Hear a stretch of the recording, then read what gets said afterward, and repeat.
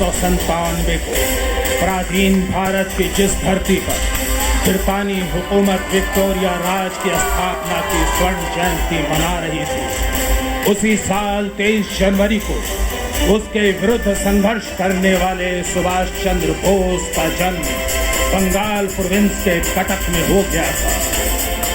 शिक्षा और जीवन पथ पर अग्रसर सुभाष चंद्र बोस के मन में स्वामी विवेकानंद, अरविंद घोष और बाल गंगाधर तिलक की बातें उभरने लगी और बेड़ियों में जकड़ी भारत माता की मुक्ति का सपना आंखों में जाग उठा।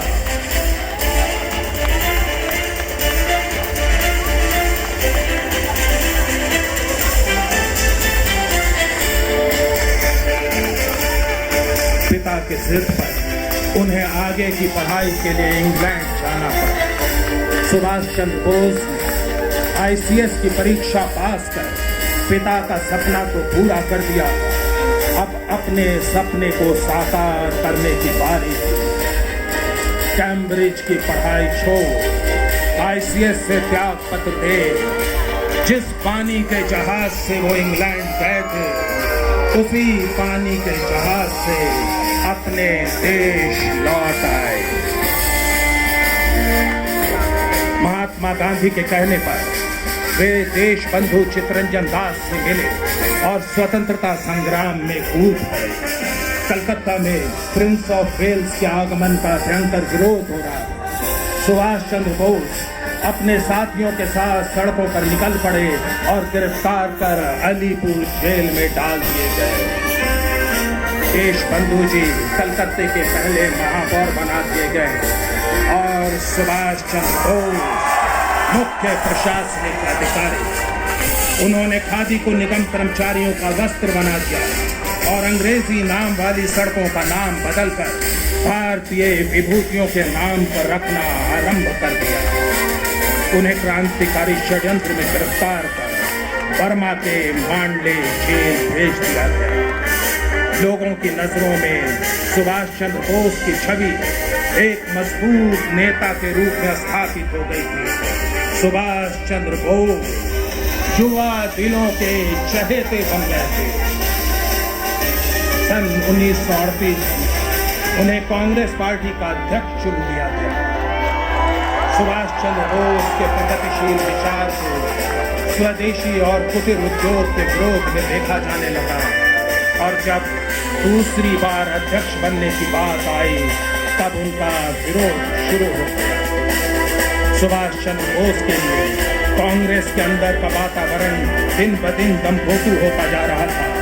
अंततः 1939 की कलकत्ता बैठक में उन्होंने कांग्रेस से इस्तीफा दे अपनी पार्टी फॉरवर्ड ब्लॉक की स्थापना कर दी।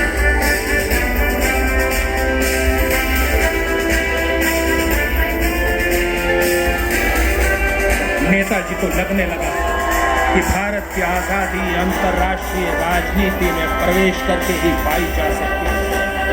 17 जनवरी 1941 की रात नेताजी भेष बदलकर घर से निकले और पेशावर, काबुल, मास्को होते हुए बर्लिन पहुंच गए। यूरोप पहुंच सुभाष चंद्र बोस ने भारतीय युद्ध बंदियों को लेकर आजाद हिंद फौज की स्थापना कर डाली। नेताजी जानते थे कि देश की आधी आबादी के सहयोग के बिना स्वाधीनता का सपना हमेशा अधूरा रहेगा।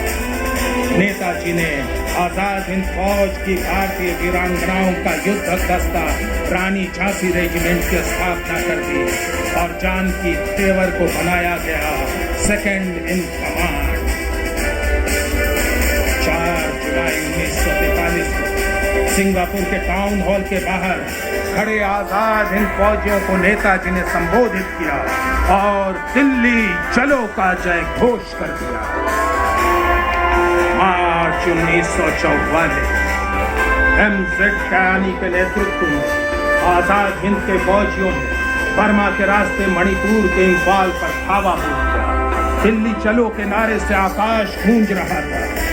आजाद हिंद के फौजियों ने भारत की सीमा में घुसकर विजय का तिरंगा लहरा दिया था।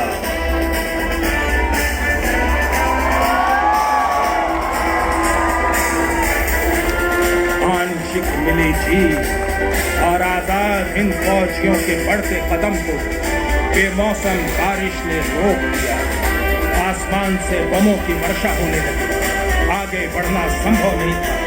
नेताजी अपने बचे हुए सैनिकों और रानी झांसी रेजिमेंट के साथ बैंकॉक वापस लौट आए। इम्फाल और कोहिमा की लड़ाई के बाद स्वतंत्रता संग्राम का एक अध्याय समाप्त हो गया।